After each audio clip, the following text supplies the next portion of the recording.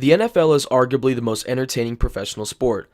It's essentially a year-round sport with things such as the combine and the draft getting a lot more media attention than they have in previous years. But the NFL also has a negative stigma surrounding its moral conscience. Teams want to win in the NFL, and there's no question about that. And the NFL wants to also gain a bigger audience. But at times, they go to extreme lengths to do so, and it ends up hurting their brand more than helping it. Many people think this stigma started back when Ray Rice brutally assaulted his wife, but it's been going on longer than that. Lawrence Phillips was a player known more for his off-the-field antics rather than his on-the-field success.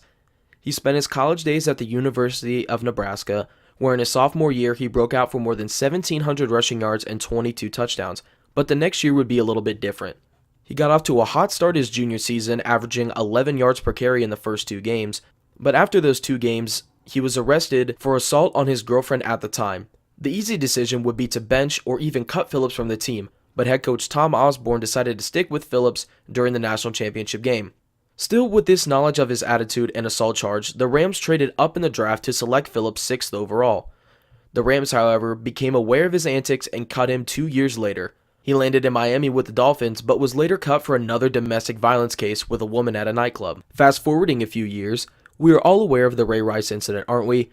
After brutally assaulting his wife in an elevator, knocking her unconscious, the commissioner decided only to suspend him for the first 4 games of the regular season. This didn't sit well with fans, media, or anyone who had a moral compass. The commissioner retracted his previous suspension and banned Rice from the NFL for life after receiving a lot of scrutiny over his previous decision. The fact that Rice could do what he did to a woman and still play a majority of the next NFL season is astounding. It goes to show you that the NFL is much more concerned with filling stadiums rather than doing the right thing. Another incident that happened around that time was the Greg Hardy case. In 2015, Hardy was arrested for assault of his then-girlfriend. She said he was throwing her around the house, hitting her, threw her on a bed covered in rifles and other firearms, and once slammed her arm with a toilet seat as she was trying to retrieve a necklace that he threw in the toilet. The female involved also said that Hardy said that he was going to kill her, and he meant it this time. Hardy was later cut by the Panthers, assuming they didn't want that kind of press being brought onto the team. But inevitably, another team wanted to employ Hardy, and that team would be the Dallas Cowboys. Jerry Jones even called Hardy a quote-unquote leader. This case is different because the prosecuting side was inconsistent with their statements and there were no other witnesses, but there was visual evidence of bruising on his girlfriend's back. The Cowboys choosing to employ Hardy is yet another example of an NFL team caring more about their success on the field and monetarily rather than doing the right thing. And now here we are, faced with Tyreek Hill's crazy and strange dilemma. Hill was a star player at Oklahoma State University, racking up more than 1,800 yards from scrimmage and 7 touchdowns as a running back, wide receiver, kick returner, and punt returner in his only season there. But there was a reason that it was his only season there.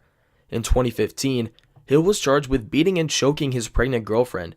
He was not sentenced to jail time, like most of the athletes who do these things, but was rather placed on 3 years of parole and 1 year of a batterer intervention course. Hill was also no longer enrolled at Oklahoma State and transferred to play at Garden City Community College. After 1 season there, he enrolled at the University of West Alabama. Hill had been granted a second chance. The Chiefs decided to take a flyer on Hill and selected him with the 165th pick of the 2016 NFL Draft. Hill served mainly as a punt returner and kick returner, but occasionally played wide receiver and running back. Hill was such a great return man that he was selected as a first-team All-Pro returner and was also selected to the Pro Bowl as a returner in his rookie season. The following year, 2017, Hill became the Chiefs' #1 wide receiver, and he racked up more than 100,000 receiving yards along with 7 touchdowns. That was Hill's breakout year, but he more than exceeded expectations in 2018, as he surpassed the 1,400-yard mark and added 12 touchdowns and was selected to another All-Pro first team, this time as a receiver. But the thought of what he did in his college days still lurked in the back of fans' minds, and the Chiefs still received a lot of flack for drafting and continuing to employ someone who did such terrible things in their college days. Hill seemed to have grown up and learned from his college mistakes. He and his girlfriend he assaulted in college went on to get engaged, and he had no other incidents or charges in his first 3 years in the league. Hill was showing us all that he is a changed man and that he is leading a better life. Or so we thought. 2019 has not been Hill's year to say the least. In early March, Hill was under investigation by the Johnson County Police Department for child abuse and neglect. There were reports that Hill punched his son, violently grabbed his arms, and even broke his son's arm.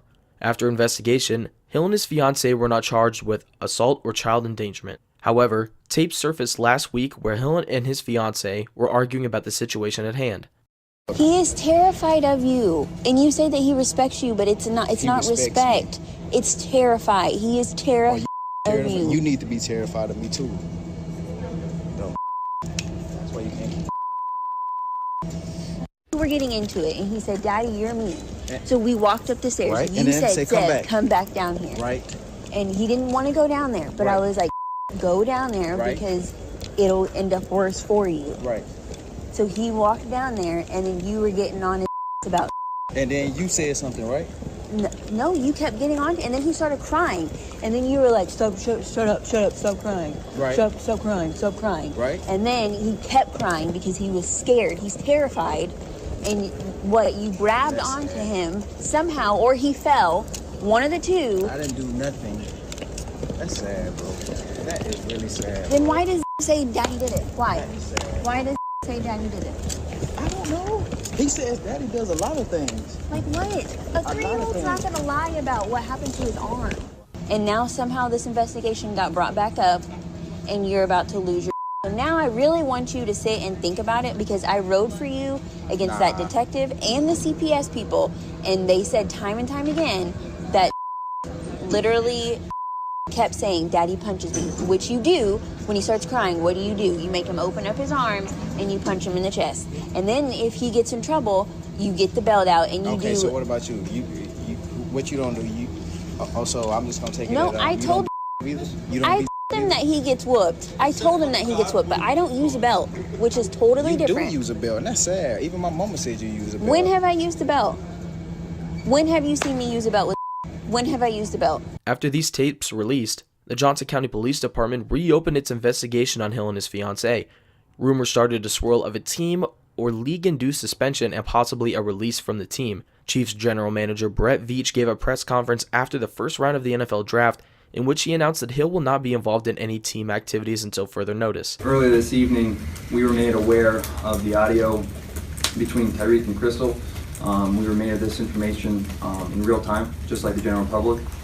We were deeply disturbed by what we heard. We were deeply concerned. Now, obviously, we have great concern for Crystal. We are greatly concerned for Tyreek, but our main focus and our main concern is with the young child. As soon as the draft concluded after the last pick, I had the chance to call Drew Rosenhaus, and we decided that at this time and for the foreseeable future, Tyreek Hill will not take part in any team activities. We are going to gather more information. We're going to evaluate this information, and we will make the right decision regarding Tyreek Hill. As the investigation is going on, text messages between Hill and his fiancée were obtained. They look to be pretty orchestrated and well thought out, probably with the help of Hill's defense team. If all is found true with the charges on Hill and his fiancée, what should the NFL do? If the trial is still going on during the regular season, I think the NFL should suspend him indefinitely until the case is resolved. The league has to start sending a message that abuse, sexual assault, and harassment, and other serious crimes are not warranted in this league. The NFL has been sending the message that if you do something bad like beat a woman or child, then you have no need to worry. Your team will cut you, but another team will pick you up pretty soon, which is an awful message to be sending.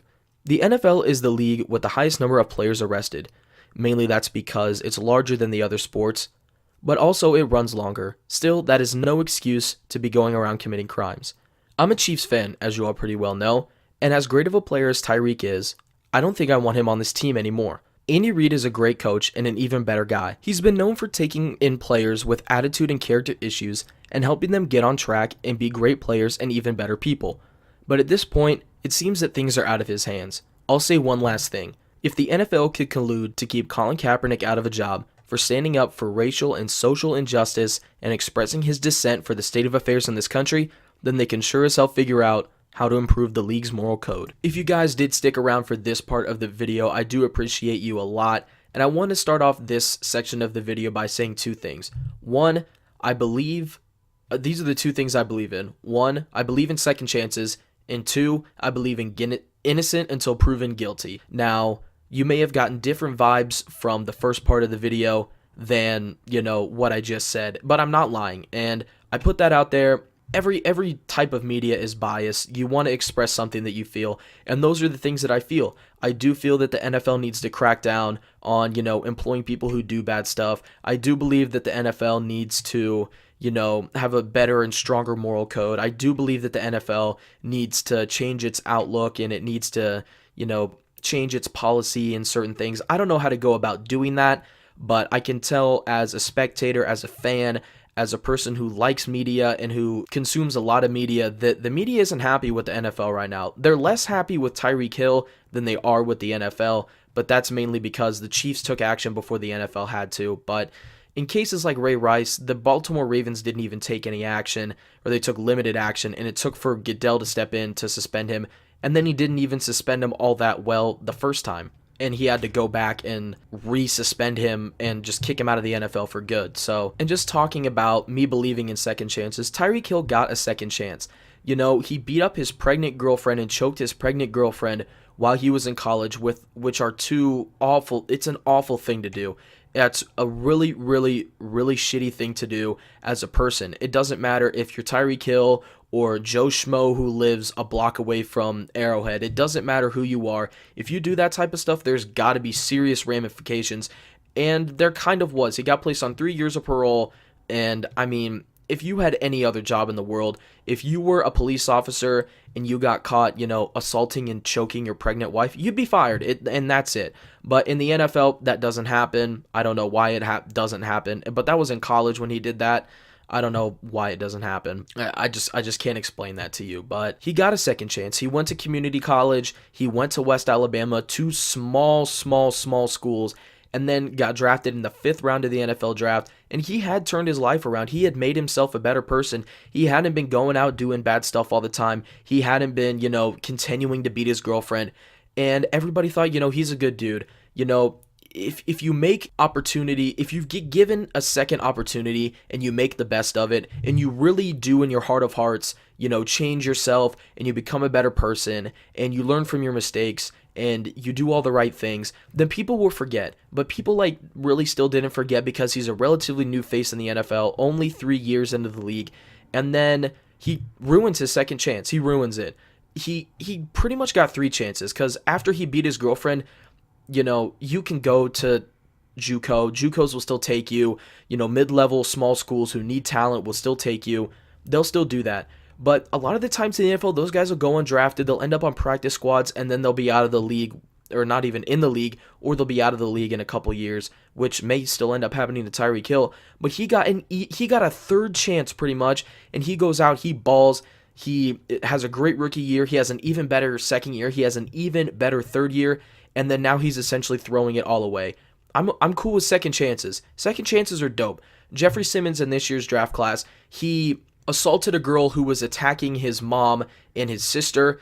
That's essentially self-defense because those are the people you love. Those are your family members. But it's still, you don't need to assault a woman that hard. And he did, but that was in high school. And everybody on that Mississippi State coaching staff, past and present, says that he is a top-notch dude. And I'll believe that. I will stand by that until he does something bad in the NFL, because that's how second chances work. He gets his second chance. If he can make the most of it he made the most of it at Mississippi State. If he can make the most of it at the NFL level, then I'm okay with who he is as long as he isn't doing those bad things again. But Tyreek Hill is continuing to do those bad things, and I don't think I can stand for it anymore. He's a great player. He's great on the field, but off the field, he seems to be a pretty big dickhead. He seems to be a bad person, a guy who abuses their children, a dude who has abused the person he's in a relationship with in the past, and I don't know what to attribute that to, but all I know is that I can't stand for it. I have no problem with disciplining your children and, spanking them or smacking stuff out of their hands, but not breaking their arms, punching them in the chest, doing all that stuff, that is uncalled for. And those are the type of things we can't have in the NFL. I say we because I want the NFL to have a positive brand. And this year, it did. You had Patty Mahomes. You had one of the best offensive years in the NFL's history. The Super Bowl sucked, but the playoffs were freaking awesome. You had all that good stuff. And then Tyreek Hill is tainting the entire reputation of the NFL in the offseason. Not to say that it hadn't been tainted before, but you get the point. And that's going to do it for the video, guys. I really just don't want to rant to you guys anymore, and just at this point I'm just talking to a brick wall and I'm just repeating myself. So I'm just gonna end the video there. If you guys did like this type of video, or at least the first part where it's more of like a story formatted type thing, let me know down in the comments section. Leave a like and subscribe if you did enjoy, and share this video with people who you think need to learn a little bit about the situation and stuff like that. If you think I helped, then share the video, like the video, subscribe. That'll do it for me, guys. I'm TJ. I'll see you next time.